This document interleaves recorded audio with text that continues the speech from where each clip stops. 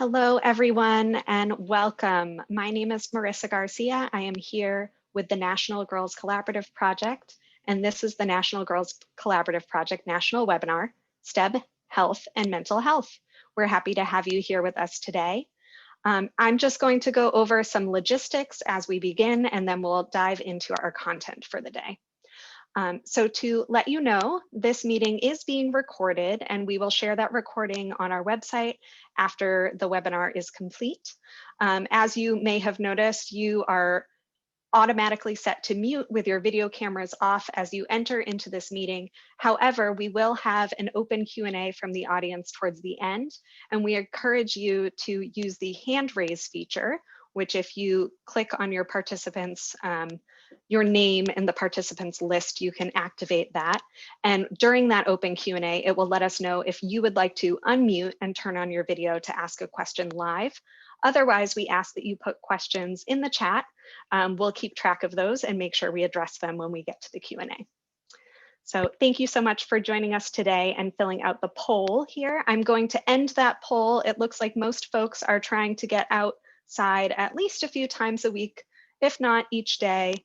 And some of us are spending our time indoors, sometimes depending on where you live or your health needs, that is what is required of us. So thank you so much for responding. That poll is going to end now. And we are going to get started in our webinar content today. So thank you so much. And I'm going to share just a little bit about the National Girls Collaborative Project before we introduce our speakers for today and get into our content on STEM health and mental health. The vision of the National Girls Collaborative Project is to bring together organizations committed to encouraging girls to pursue careers in science, technology, engineering, mathematics, and computer science. The photos you see here are just one example of how we facilitate discussions among stakeholders by offering structured networking activities at every NGCP and local collaborative event. During collaboration networking, dynamic discussions between individuals matching needs and resources occur. These can highlight ways for organizations to work together to impact the youth they are serving. We all know there is a diversity of high quality resources available, and many of you have little time to search for the strategies and content to improve your program. NGCP helps you address this need via our website and our newsletter, online databases, social media, and webinars like this one. NGCP also seeks to strengthen the capacity of programs by sharing exemplary practice research and program models. When programs are stronger and more sustainable, girls are better served. We distribute these resources in an accessible format via Train the Trainer programs, partnerships, and online platforms. And finally, we use the leverage of a network and collaboration of girl-serving STEM programs and champions to create the tipping point for gender equity in STEM. The National Girls Collaborative Project engages in a number of activities virtually and nationally, as well as through collaboratives. NGCP partners with organizations to scale and deliver content such as the Leap into Science National Network in partnership with the Franklin Institute and Crypto Club in partnership with the University of Chicago, both funded by the National Science Foundation, serving hundreds of educators via statewide networks. NGCP manages the Connectory, the largest national database of STEM opportunities. The Connectory also provides a way for program providers to connect and collaborate with each other. FabFems is an international database of female role models from many STEM fields. They are passionate about the work they do and are ready to connect with programs to spark girls' interests. NGCP is also working with Lyda Hill Philanthropies and has launched the If Then Collection, a digital library housing photos, videos, and other media of women in STEM fields. These media are available at no cost. We offer regular webinars, just like this one, focused on research and exemplary practices to help our network grow and thrive.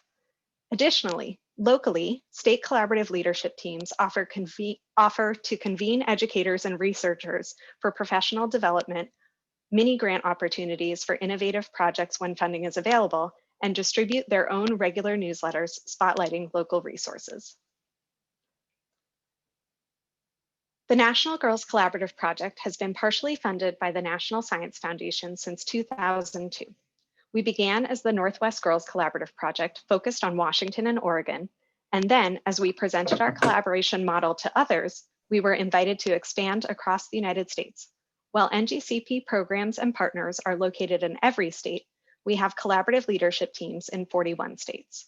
Today, NGCP facilitates collaboration between more than 42,000 organizations, serving over 20 million girls and 12 million boys as well, since many of the organizations serving girls are also serving boys with engaging STEM curriculum and activities. And before I introduce our speakers, I'd just like to remind those joining us, this webinar is being recorded. We will share the recording on our website after it is complete. You may have also noticed as you entered the room, you were automatically set to be muted with your video cameras off. We ask that you please keep those off during the presentation of the content. We will have an open Q&A at the end, where if you would like to use the hand raise function in the participants area, you can raise your hand and we will unmute and allow you to turn on your camera to ask your question live. Otherwise, you can put questions over in the chat and we will track those and ask them on your behalf. Thank you. So it is now my pleasure to introduce our speakers for today. We have some great presenters joining us from Health Your Generation and Gateway to the Great Outdoors. So we are joined today by Daniel Hatcher. Daniel oversees Health Your Generation's cross-sector partnerships with key youth-serving programs and community-based organizations. A nationally renowned collaborator and trainer, Daniel manages technical assistance services and resources for out-of-school and summer programs as they work to achieve optimal healthy eating, physical activity, and social-emotional health for the children and caregivers they serve. Daniel has a BA in International Relations and a Master of Public Health, both from Western Kentucky University. You can follow Daniel as he speaks across the country on topics of healthy communities via Twitter at HatchDW. We're also joined today by Kayla Bowman. Kayla is a family engagement manager at Health Your Generation, working on the Kohl's Healthy at Home initiative. Through this family health and wellness initiative, she supports and collaborates with district champions and strategic partners across the country. Kayla has worked at Health Your Generation for over 7 years and was formerly a physical education and health teacher. She has an MS in physical education from Eastern Kentucky University and a Master's of Education in School of Counseling from University of the Cumberlands. A native of Ohio, Kayla currently resides in New Orleans, Louisiana. We're also joined by Nadav Sprague, who is the founding CEO and president of Gateway to the Great Outdoors. Nadav holds a master's in public health and a bachelor's degree in environmental earth science from Washington University in St. Louis. Nadav is pursuing his PhD in epidemiology at Columbia University Mailman School of Public Health. He has previously worked as a researcher at the National Cancer Institute, a canoe trip guide at Camp I'm probably going to pronounce this wrong, I'm sorry, Camp Tamwaka, and the Educational Department of Missouri Botanical Garden. Nadav loves going on canoe trips, hiking, boxing, and walking his dog, Tova. And finally, we're joined by Perry Nicole Edwards. She is the St. Louis Development and Grant Coordinator with Gateway to the Great Outdoors. Perry holds a Bachelor of Fine Arts from Southeast Missouri State University. She has spent the past 2 years in development with the Manhattan Theater Club, a nonprofit Broadway producer. When she's not fundraising, she's spending time with her niece, reading comic books, and doing yoga. She's happy to be back in her hometown and excited to be with the great Gateway to Great Outdoors team. So with that, I am going to turn it over to Daniel and Kayla with Health Your Generation to share a little bit about their organization. Thank you. Hi, everyone. Daniel and I are so happy to be here and excited that each of you chose to join us today to share a little bit about Health Your Generation. We are a nonprofit organization. For more than a decade, Health Your Generation has worked with schools, youth-serving organizations, businesses, and communities to empower kids to develop lifelong healthy habits by ensuring the environments that surround them provide and promote good health. This includes the home environment, which is why Health Your Generation, with the support from Kohl's, is helping families prioritize healthy living and create home environments where everyone can thrive by providing a hub of resources designed for parents and caregivers. We call this Kohl's Healthy at Home. So the healthy choice is the easiest choice for families. I'm going to pass it over to Daniel for the next slide. Thanks, Kayla. So grateful to be here with you all, and huge thank you to NGCP for having us. So I also wanted to share the whole school, whole community, whole child model. I'm sure many of you are familiar with this model, but Healthier Generation ties all of our work back to this model, which includes things like nutrition services, social emotional climate, physical activity, family engagement, which Kayla told you about our signature family engagement work. So I'm excited to share this because I hope you can see all of the different connection points where STEM education can support the different facets of the whole child model. And maybe I'll ask a quick question for the chat box. If you are familiar with this model, put a yes in the chat box.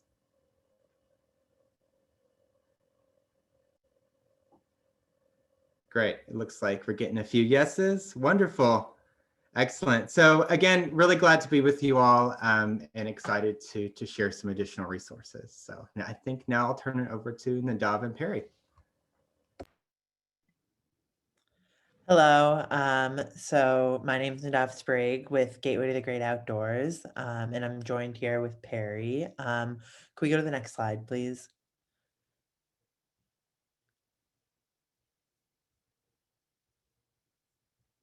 So Gateway to the Great Outdoors was founded to provide low-income students throughout the U.S. with equitable access to comprehensive environmental education. We do so through weekly mentoring with students, where each week we have mentors come into the classroom, into the science classroom, and work with our students on environmental science topics. And then every month, we kind of have what the students learn in the classroom during the mentorship sessions come to life by going on field trips based on what we're learning. So that could be like learning about the water systems and then taking a canoe trip down the Mississippi River. So that's kind of our general model. So yeah, could we do the next slide, please? So yeah, as I was saying, our environmental education strategy includes these weekly lessons. So we really build a relationship with our students, and then these monthly outdoor STEAM adventure outings where the students really get to see the great outdoors hands-on. I mean, students before participating in our program may never have seen a lake before, and they learn about lakes in their science class. But without actually seeing and doing what you learn in science, it's really hard to kind of comprehend. So that's kind of our goal by doing this two-pronged approach.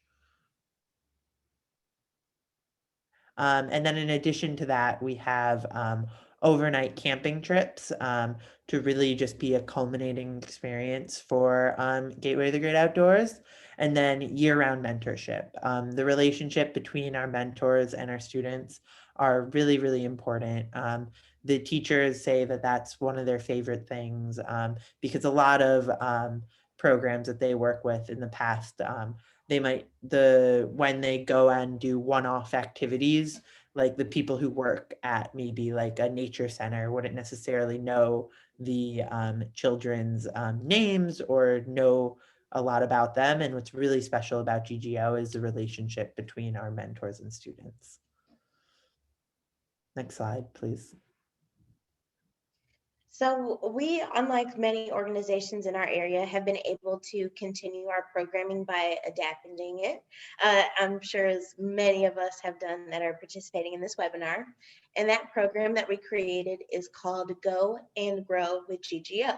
So essentially, these are free take-home kits for our students that have about 3 to 4 activities that span from STEM, environmental education, as well as mental health practices to keep them sharp and aware, and also encourage learning away from the screen. We're in a time where that has been so much of the focus just due to the pandemic. So in addition to these activities, we do provide all of the materials that are needed to complete them with both the students and their families, as well as a full workbook. And we also offer video lessons as well. So next slide, please. And then we also partner with the Brown School at Washington University to evaluate the health, environmental education, and STEM education outcomes of our students. And we do so using tests on health-related quality of life, STEM capacity, STEM scores, and environmental awareness.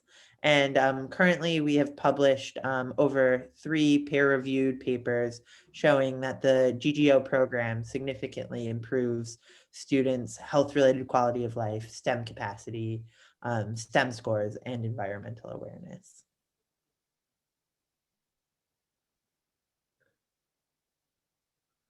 Thank you so much. So that was just a brief introduction to just give you a little bit about what these two great organizations do, sort of their missions and their goals for their programs. And we're going to start off the conversation with a prepared panel Q&A. So I'm going to stop sharing my screen, and then we will allow audience Q&A to come in, join the conversation, and ask questions about how STEM, health, and mental health are integrating in their own work, or questions for how they might do that in their own work. And I apologize, the live transcription was not turned on at the start of this meeting. I apologize for that. It should be turned on now. So I hope that you're able to see that. If you are interested, there is an option to see the full transcript. If you click the ... more tab in your Zoom window, you will have an option to click view full transcript, and that will allow you to scroll through the entire conversation, and that can be useful for many reasons. So thank you for bearing with us through that tech need. All right, so we're going to get started in some of these prepared questions. So the first question is, why integrate health and mental health into STEM? Why do you choose to do all of these things in the work that you do? I can pop in and share from our perspective. One reason to integrate health into STEM is diverse and healthy workforce. STEM and wellness are both equity issues. We know that Latinx, African American, and Native American populations are underrepresented in STEM, and at the same time, obesity rates have risen for these same populations. So by engaging all students in STEM education while providing physical activity and healthy eating opportunities, we can make long-term contributions to a more equitable future for everyone. And when STEM and wellness are integrated, academic achievement can be cultivated while enhancing health goals at the same time. Aligning these goals can mitigate challenges such as limited capacity, limited budgets, juggling different priorities. And research shows that caregivers want their children to be engaged in healthy eating and physical activity while also wanting them to learn STEM skills. So that integration of STEM and health makes sense and makes families happy. Yeah, I think Kayla brought some really important points, and I just wanted to kind of add on to that is in a lot of STEM fields, such as like nursing and medicine, there's really high rates of burnout and fatigue. So I think it's just really also important to make mental health a priority while pursuing STEM fields to reduce burnout, as that's definitely a major problem as well.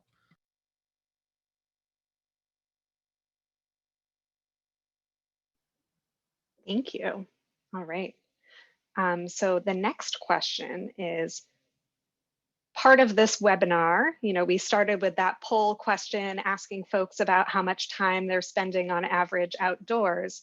So why do you feel spending time in nature or focusing on environmental education is an important component of STEM education? So I can jump in to start. So I kind of hinted at this kind of earlier, but a lot of what you learn in STEM education, especially in middle and elementary schools, really relates to the outdoors and nature, whether it's talking about lakes and earth systems or geology or chemical reactions. And really, in order to understand it, something that we might take for granted is, in order to really understand STEM, you really need to see and experience it. I mean, I've always been a really hands-on learner, and that's why I've always loved science class, being able to do science experiments. But if you've never really had interactions with a lake, for example, or a river, why would it really matter for you when learning in class, like about the water systems in a river?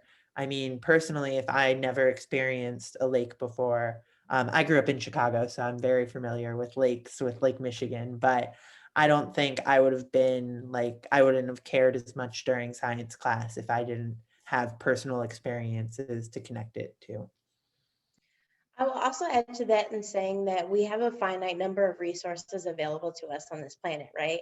So as we as a society continue to move forward and advance in technology, we also have to acknowledge that the things that we're doing have been harming our environment. And in learning about it, understanding it, spending time in it, you realize that you can, build the next iPhone without having to decimate a forest. Like, you still have to find that balance, and bringing those two together is really what's going to drive that home, essentially. And I'll just add that increasing research shows us that learning is social and emotional. And I'm sure many of us on today's call would agree that nature has helped us in a really challenging year. So creating the space for mindfulness and just taking a break ultimately supports whatever young people, adults as well, are learning and want to accomplish in regards to the environment as well. Yes, I've definitely found myself on sort of a personal level really valuing my time outdoors and little weekend trips I might take out to the mountains or the coast, much more so than I did before. I was still doing those things, but it just has a different feeling to it now when so much of my day and work life is spent with my computer. Thank you. So our next question is, these questions that we had prior do sort of relate to this question, but this is a little more specifically around STEM programming. How can STEM programming promote healthier lifestyles for their youth?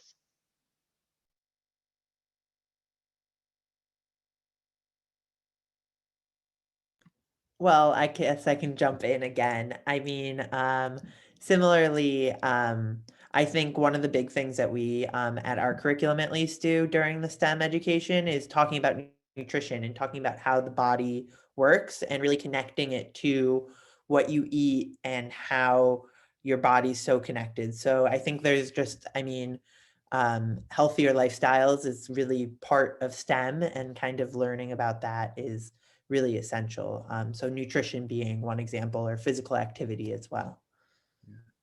Yeah, and just to add on to that, it could start small and simple, like growing an indoor herb garden or an indoor plant for infused water, all the way to something more complex, like encouraging young people to think about the built environment and how can we engineer playgrounds and sidewalks and outdoor spaces so that everyone has the same opportunity and ability to be physically active.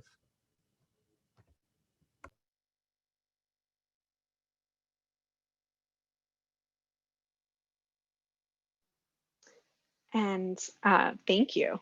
We had a question come through the chat that actually relates directly to sort of our next question. Outdoor learning, how do you make that happen? How do you support a program in actually taking their youth out of the classroom, the gym, the community center, wherever it might be, and into the outdoors and make that programming real?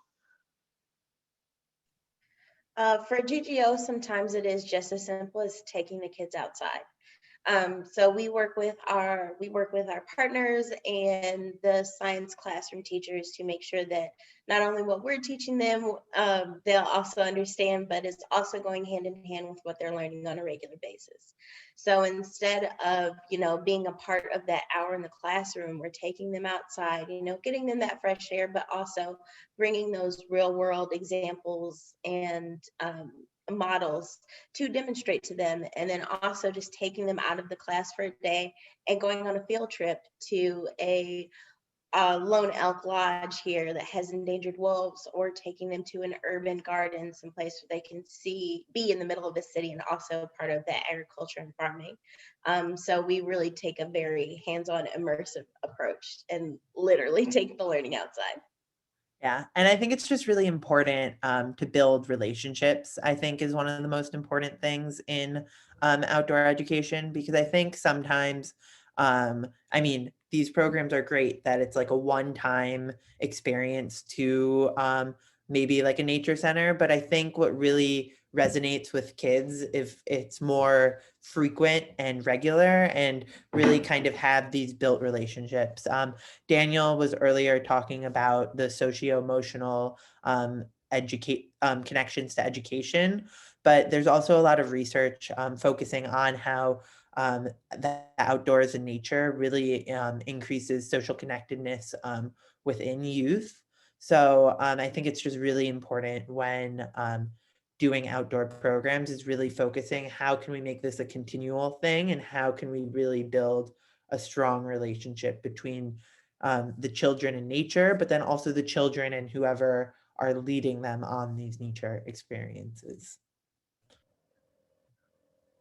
And the only thing I would add, partnerships are key. I think two other groups to think about are children's museums and libraries. There's been really great examples of libraries stepping up during the pandemic to offer learning walks, and so families can be outside and physically distance and stay active. And I know children's museums across the country are doing a lot of incredible work around STEM and other academic areas as well. So encourage you to check those out as two partners.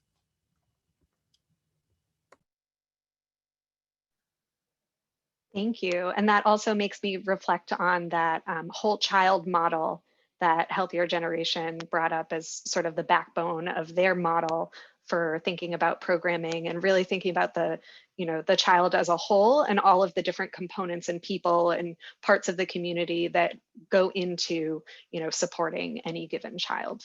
All right. So we've talked a lot about why social emotional learning or mental health is important to integrate into STEM education. I'm curious if you have some tips as to how do you actually do that? What are some examples of doing social and emotional learning or doing some mental health work in a STEM curriculum or in a STEM programming? Social emotional well-being is a really big part of our whole child health approach. Children with a strong foundation in social emotional health are better able to identify and manage their emotions. They're better able to express empathy towards others and form healthy relationships, make responsible decisions, and cope with stress, giving them a greater chance to live up to their full potential in life. And through our Healthy at Home initiative, we created an entire series of resources around feeling healthy. So we provided support and resources like nature-based bingo, for example, and that is something that we'll share with you a little bit later. But that provided a creative way for people to engage in health promoting behavior while also experiencing nature. So we just try to infuse that into the resources and tips and tricks that we share. And so that's one way that we do that.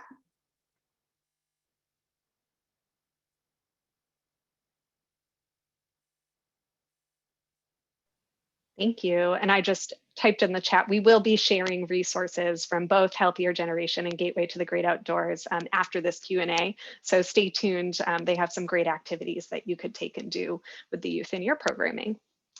So we're going to do one more prepared question before we open it up to audience Q&A. And heads up to the audience, if you are interested in asking your question live, feel free to, in your name in the participants list, use the hand raise feature, and then we can have you turn on your camera, turn on your microphone, and ask your question yourself. Otherwise, we are tracking questions over here in the chat, and we will ask them on your behalf. All right, so the last one from our prepared list is, what do you feel is sort of the most compelling reason to think of STEM as more of an integrated discipline, you know, connecting health, mental health, and other subject areas? I'm happy to share. You know, STEM is such a powerful way to raise young people's voices. So no matter what discipline, whether you're focused on what foods to serve or outdoor learning, construction, all of these different fields can benefit from additional youth voice and really hearing directly from those who are most impacted by the challenges that our world is facing. And also, a lot of STEM fields are really becoming more inter and transdisciplinary. So they really are kind of on the academic and practice level, starting to really incorporate more so socio-emotional health, and then other factors, maybe like environmental health. And really, there's a real focus in science to have transdisciplinary teams now. So it's really important that if we are really pushing transdisciplinary science kind of for adults, that we train the future generation to really understand how to be transdisciplinary scientists or part of a transdisciplinary science team, but not necessarily as the scientist. And I will also piggyback in saying that exposure is really an important part of kind of not only introducing children to these subjects, but also kind of leading them into their own workforce. Like if you look at science, it's so encompassing of other topics and umbrellas. Like under science, you have physical and emotional health. Under science, you also have the environment. With mathematics, you can talk about aerospace engineers and just things like that. And since they are so encompassing, you really just have to introduce it and start to gauge those interests and work with people where they are with what they've got. You know, Marissa, I'll just add one more thing. I think we definitely need more curious young people willing to question the world that they live in. I think we've seen that in the past year of young people really raising their voice on things that need to change and be adjusted. And STEM's exciting because it cultivates that sense of curiosity and wonder as well. Fantastic, thank you. All right, so we are going to move on to some questions that have come through the chat. Again, if anyone is interested in asking their question live, I'll keep an eye out on that participants list and see if you've raised your hand. All right, so we have a question here from Megan, who asked, have any of you built your own outdoor STEM curriculum? Are there any open source platforms to share this type of curriculum? Her organization is about to develop their own and would be interested in sharing with other organizations or learning from other organizations who've done it before. Yeah, so we did create our own curriculum. We worked with St. Louis public school teachers to develop our curriculum, and the EPA has some really great lesson plans, as well as we incorporated the next generation science standards, which was really helpful. They have some guidelines and help, and then also we focused on Missouri and Illinois state standards because that's where our program currently is. But I'd also be happy to talk to you more in detail about kind of our curriculum and how we set it up. If you want to email me, I can put my email in the chat.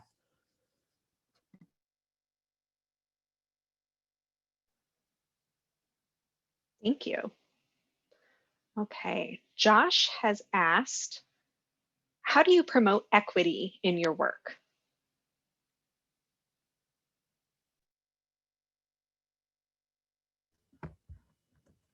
Yeah, I'm happy to answer that from just thinking about the nutrition lens. I know we were talking about growing your own herbs earlier, but when we messaged to caregivers around nutrition, we try to include language like fresh, frozen, canned is okay. You don't have to have a large garden in your backyard to enjoy the benefits of gardening and the outdoors. It could be something simple as like growing that indoor herb, or taking frozen fruit and making infused water, or building nutrition enrichment around just exploring things that are in season as well. So we try and keep it as simple as possible and as inexpensive as possible as well. Yeah, and for GGO, we work with the schools and we make sure that all of our programming is fully free of charge, both to the schools and the participants. And we also provide any equipment that the students may need. And then lastly, we work really hard to kind of make sure that the voices of the schools and the students and the parents that we work with are heard, and then we incorporate that in developing our curriculum and our program. So as I said earlier, we work with the Brown School at Washington University in St. Louis, and they help us kind of with the evaluation process and with doing different focus groups or photo voice, which is a really cool study method where we have our students take pictures on certain topics and then they discuss the pictures with us. So we really can understand their viewpoint and how they see the world via photos, so that we can really incorporate that into our programming and lessons.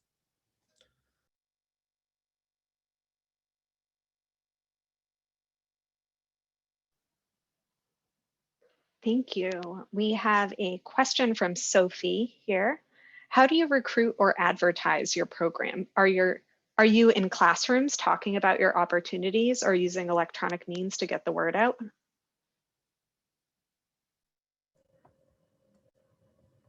Yeah, I'm happy to share. So at Healthier Generation, we work nationally with thousands of schools and community-based organizations. But one of the key avenues that we work with are school wellness councils, and supporting school wellness councils with tools and resources. So if you're not connected with those groups, I definitely encourage you to do that. It's also a great way to use voice into this type of work and create some of these cross-sector connections. So with GGO, what we do is we do work with as directly with the schools as possible. So we speak with superintendents to gauge their interests, engage their interests, what kind of science programs that they have currently, and trying to work to best meet them where they're at and how we can augment that. And then on the other side of things, in terms of our volunteers, our mentors are from university chapters. So we have 3 university partners in St. Louis who are the ones who will have been packing our Go and Grow kits throughout the pandemic. They will go into the classroom and they are those mentors with the students. So we do work with the schools directly as much as possible. Yeah, and in addition to our 3 in St. Louis, we also have 4 university chapters in Chicago as well. Thank you, Nadav.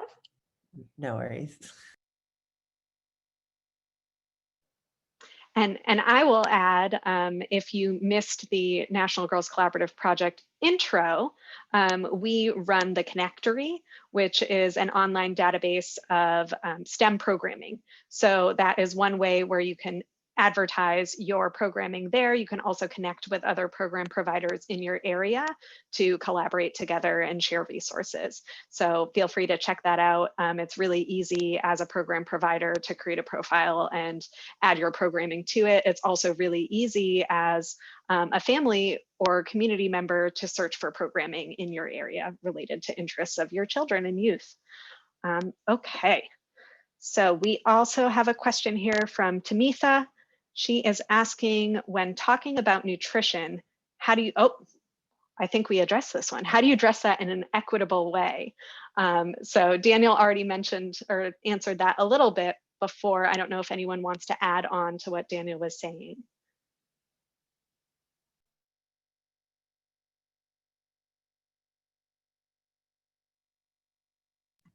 I think Daniel's points were really good. And then we also, a lot of it is we are trying just to expose our students to a bunch of new things. Like, for example, when we go to the urban farms, we've had students who've tried lettuce for the first time. So it's really kind of, it's also just exposing them to new foods as well. Because yeah, and kind of figuring that out. And then we do also kind of talk about nutrition labels and stuff like that so that they can kind of gauge how to find the healthier option on kind of whatever their budget might be. And we kind of discuss that as well. Nadav, I'm really glad you brought up exposing kids to new foods. And I think that's a really important thing for all of us to encourage staff and educators to be aware of. It's just never know what a child has been exposed to or not been exposed to. I remember we did some piloting of a nutrition enrichment curriculum a few years back, and in Washington, D.C., and there were students who were unfamiliar with cucumbers, and there were even some berries that students hadn't tried before. So I think just being open and aware that we all come to this from different experiences. And in addition to that, I think also acknowledging that food access is a real issue. And it might be an opportunity to partner with other community organizations like libraries or schools around after school snacks and meals and suppers, summer meals, just to ensure baseline that the young people that are engaged in STEM programming or any academic programming are getting the opportunity to have a nutritious meal. And one of our partners, FRAC, the Food Research Action Center, has some really good resources related to that if you're interested in tapping into that world. Thank you. We have a question here from Connie.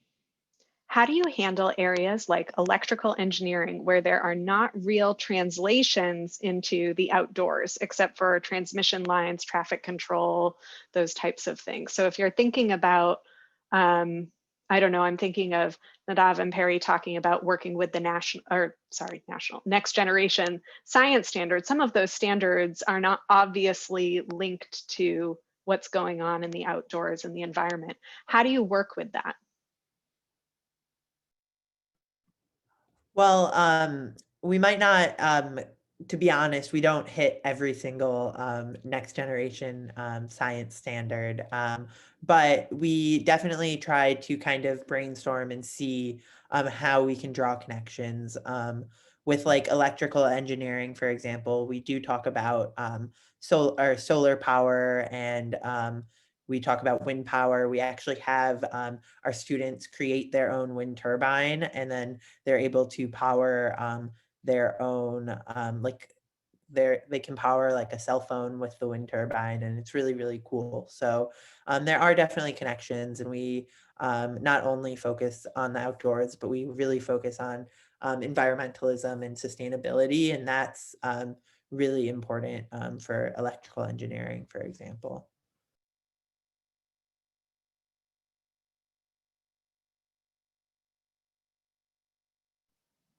Fantastic. Well, thank you for all of those great questions coming in through the chat. We are going to transition to the next part of our webinar today, but continue to put questions there in the chat. If we have time at the very end, we can respond to those. Otherwise, we can ask our speakers to type into the chat and respond to you right in there. We'll just see kind of what time allows. But I am going to share my screen again. And we're going to get into some sharing of resources and activities that you all may want to use in your own programming. So I'll turn it over to Gateway to the Great Outdoors.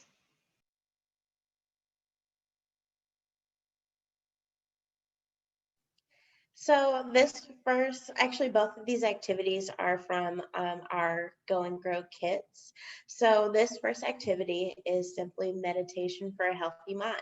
So we really want to encourage not only our students, but also our families to get outside and simply just sit and meditate silently, kind of think about the day, think about your emotions. And once you complete the meditation, I don't think we have time to do it because it's about 20 minutes or 3 minutes, but once you complete it, then you kind of have to realize what you want to do next and do something forward. And one thing that we really try to hit home about is that while your feelings may be temporary, they are valid and they are real and they are yours. So, you can be sad today and be happy in a minute, and that's okay. And how do you address that as you're moving through the day? And the next slide. So this is an activity that is inspired by Betty Reed Soskin, who is a ranger at the Rosie the Riveter World War II Memorial. And what her story really inspires is that the memorial doesn't really reflect what people of her background, she's an African-American woman, what they were experiencing at the time of World War II. So if you go to the next slide, we encourage people to really think about what they would want their life exhibit to be like. So if someone was going to come to a museum like the Rosie the Riveter Memorial, or go to a park like Yosemite National Park, like what are the things that you would want people to know and want to share, and what contributes to who you are, where you're at now. So we encourage you, our students, and also any of our participants here today, to just brainstorm a few things about your life, some of the places that are important to you, important events into your life, and just things that you would want to share in your exhibit, and then create it. And if you feel so inclined to share it with us, we would love to see it. If you just hashtag it Go and Grow GGO, then we will see it and share it and enjoy your life exhibit.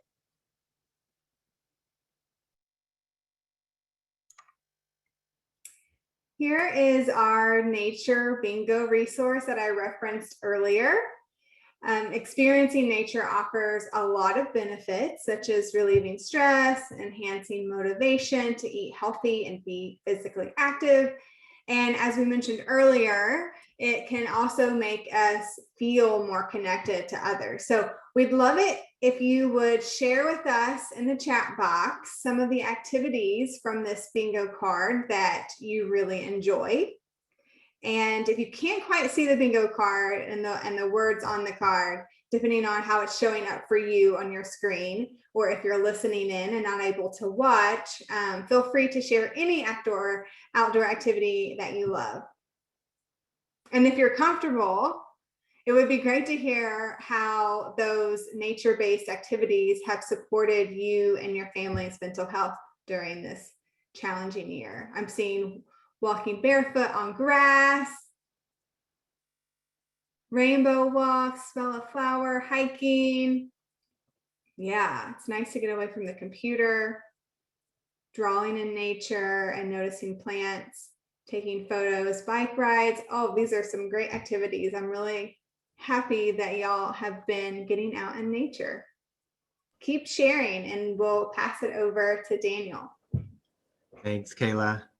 So another resource we wanted to share with you all is a list of 20 family bonding activities. And so if you're looking for a resource to send home, this is a great one.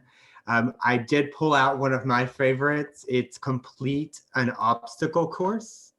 So that could be inside or outside. So I wanted to ask the question, how could we weave some STEM learning into a do-it-yourself obstacle course? Anybody have an idea? How could we add some STEM learning into an obstacle course? Thanks, Sophie. Balance, when you're talking about equilibrium. Jennifer shared talking about simple machines or inclines. Excellent. Sarah says finding grounding with stones or rocks helpful. Wonderful walk. Love it. There's so many great ideas coming into the chat box. Thank you. So again, that's our 20 family bonding activities. Back to you, Kayla. Thank you, Daniel. And here are a couple of ideas from a blog post from the Connectory a little while back on how to integrate STEM learning and nutrition. There's the I Tried It activity chart, and that helps picky eaters discover food preferences while also understanding the science behind the different ways of how to prepare fruits and vegetables. And there's also a fun activity to learn fractions by using apples. All right, so I believe our last resource from Healthier Generation is the vision board. We talked about use voice earlier. So this is a simple printable that you can use to engage young people in learning. So it could be about any topic. We have a few discussion questions. You could make your own version of this as well, but just wanted to give some ideas so that you could either sit at home, you could actually do this with students yourself. And there's a family version of the vision board as well. So I hope you enjoy checking that out. And I forgot to mention, I quickly want to mention that our resources are also available in Spanish. So I linked the Nature Bingo card in the chat box, and that is the English version. And I'll type in the chat box the Spanish version where you can find that directly on our website. Thank you. Thank you. And just so everyone in our audience knows, we will share the slide deck along with the recording of this presentation, and the resources are linked in the slide deck as well. So you'll be able to access them there. So as we close out our time together, I just would like to thank our great speakers from Gateway to the Great Outdoors and Healthier Generation. It's been a fantastic conversation, and I've found a lot of value in learning with and from all of you today. As a reminder, the webinar will be recorded and the slides will be shared, as well as the chat and any other resources shortly, perhaps today, if not tomorrow. We did want to let you know about an upcoming National Girls Collaborative Project event. This is a town hall event, Saving Lives with Science. Our town hall events are led by girls, designed for girls, by the members of the National Girls Collaborative Project Girls Advisory Board. So those Girls Advisory Board members will moderate a discussion and include audience questions. The information and the presentation is designed to provide information about career paths for girls in life-saving science and medical fields. So if there are any girls in your life who may be interested in attending, feel free to check out our website and sign up. We'd love to see you there. We also ask that you please complete a webinar survey. These post-webinar surveys just help National Girls Collaborative Project improve our webinars, bring new topics and information to all of you, and make sure that what we're sharing is relevant, informative, important for all of you who attend these sessions. So thank you so much, everyone, for your time today. We really enjoyed spending this past hour with you, and we hope that it was valuable and fun, and we hope to see you again soon. Thank you.